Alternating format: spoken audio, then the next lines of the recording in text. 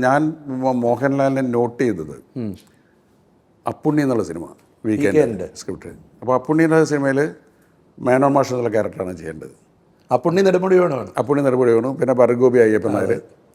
അപ്പോൾ അന്ന് വില്ലനൊക്കെയാണ് കൂടുതൽ മോഹൻലാൽ ചെയ്യുന്നത്. അപ്പോൾ മോഹൻലാൽ വരികയും അതിൽ മേനോൻ മാഷായിട്ട് അഭിനയിക്കും. അപ്പോൾ ഞാൻ മേനോൻ മാഷിൻ്റെ മാനറിസംസ് അയാളുടെ കഥാപാത്രത്തിൻ്റെ ചില ഇത് എങ്ങനെ വേണമെന്നൊക്കെ പറഞ്ഞു കൊടുത്തു.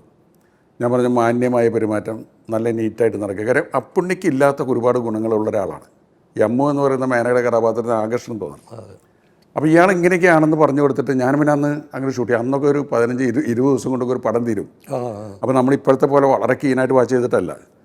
ഷൂട്ടിംഗ് വളരെ ഭംഗിയായിട്ട് തീർന്നിട്ട് ഡബ്ബിങ് സമയത്ത് തിയേറ്ററിൽ ഞാൻ ബിഗ് സ്ക്രീനിൽ കാണുമ്പോഴാണ് ഈ മോഹൻലാൽ എന്ന് പറയുന്ന നടൻ്റെ ഒരു ടാലൻറ്റ് ഞാൻ മനസ്സിലാക്കുന്നത്. ഓരോ മൊമെൻറ്റുകളും പുള്ളി അഭിനയിച്ചുകൊണ്ടിരിക്കുന്നു. അതുപോലെ അന്ന് വരെ മോഹൻലാൽ അവതരിപ്പിച്ചതിൻ്റെ തികച്ചും വ്യത്യസ്തമായ ഒരു ക്യാരക്ടർ. അപ്പോഴാണ് ലാലിൻ്റെ ടാലൻറ്റ് നമ്മൾ. അതിനുശേഷം ഞാൻ ചെയ്ത എല്ലാ സിനിമകളിലും മോഹൻലാലിനെ വെച്ചുകൊണ്ടാണ്. അത് നമുക്ക് T P Balagopalan mile stone ആയതുകൊണ്ടാണ് രാജേഷ് അത് ചോദിച്ചത്. അതിന് മുമ്പ് പ്രിയപ്പെട്ട പപ്പൻ റഹ്മാനാണ്. റഹ്മാനാണ് പപ്പൻ. പിന്നെ അധ്യായം 1 മുതൽ രേവതിക്കൊരു ബാബുക്കുട്ടി, ഇതിലൊക്കെ പുള്ളിയുണ്ട്. പക്ഷേ ടി പി ബാലഗോപാലൻ എമ്മയാണ് എൻ്റെ സിനിമാ ജീവിതത്തിലെ ഒരു ആദ്യത്തെ ഒരു മൈൽ സ്റ്റോൺ എന്ന് പറയും. അത് ഞാനും ശ്രീനിവാസനും മോഹൻലാലും വിപിൻ മോഹൻ ക്യാമറമാനും ഒന്നിച്ച ആദ്യത്തെ പടമാണ്.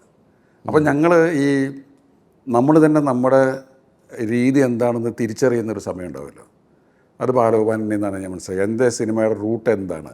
എനിക്ക് തോന്നുന്നത് ആ സിനിമയോടുകൂടി അന്നത്തെ ഒരു യുവത അവരുടെ ഹൃദയത്തിൽ മോഹൻലാലിനെ ഏറ്റെടുക്കുകയായിരുന്നു. അതെ. പിന്നീട് മോഹൻലാലിനെ ഏറ്റവും കൂടുതൽ ജനപ്രിയനാക്കി മാറ്റിയ ഒന്നിലേറെ സിനിമകൾ നിങ്ങൾ 3 പേരും ചേർന്നുള്ള കൂട്ടുകെട്ടിലൂടെയും വന്നു. അന്നേരം അവിടെ നിന്നൊക്കെ നമ്മൾ ഈ സന്ദീപ് ബാലകൃഷ്ണനിലേക്ക് വരുമ്പോൾ എന്താണ് വ്യത്യസ്തത? അതാണ് അതിൻ്റെ അത്ഭുതം എന്ന് പറഞ്ഞാൽ, അന്ന് മോഹൻലാലിൽ നിന്ന് കണ്ട ആ പ്രത്യേകതകളിൽ നിന്ന് ഒരു മാറ്റവും ഇല്ലാത്ത സിൻസിയറായിട്ടുള്ളൊരു അപ്രോച്ച് തന്നെയാണ് ഇപ്പോഴും. എനിക്ക് ശരിക്കും പറഞ്ഞാൽ ടി പി ബാലഗോപാലനും അല്ലെങ്കിൽ സന്മനസ്സുള്ള സമാധാനം ചെയ്യുന്ന സമയത്തുള്ള മോഹൻലാൽ തന്നെയാണ്. കാരണം ലാലിന് പ്രത്യേകിച്ച് അതിൽ അഭിനയം കൂടുതൽ പഠിക്കുകയോ അല്ലെങ്കിൽ അങ്ങനെ ഒന്നും ചെയ്തിട്ടില്ല. പക്ഷേ ഈ ക്യാമറയുടെ മുന്നിൽ ഏറ്റവും നന്നായി ബിഹേവ് ചെയ്യുന്നൊരു ആക്ടറാണ് മോഹൻലാൽ. നമുക്ക് മോഹൻലാൽ അഭിനയിക്കുന്നത് കാണുമ്പോൾ നമുക്ക് തോന്നും ലോകത്തിലെ ഏറ്റവും എളുപ്പമായ ജോലി അഭിനയമാണെന്ന്. ഇത് ആർക്കും ചെയ്യാവുന്നതല്ലേ എന്ന് നമുക്ക് തോന്നിപ്പോവും. അങ്ങനെ ഒരു മാജിക് ഉണ്ട് പുള്ളിക്ക്. അത് പുള്ളി ബോധപൂർവം ചെയ്യുന്നതല്ല. എനിക്ക് തോന്നുന്നത് അഭിനയിക്കുമ്പോൾ അദ്ദേഹത്തിന് ഒരു ദൈവികമായ ഒരു അത് വരുന്നുണ്ട് ആ ഒരു പരിവേഷത്തിലൂടെ. അത് അല്ലേ?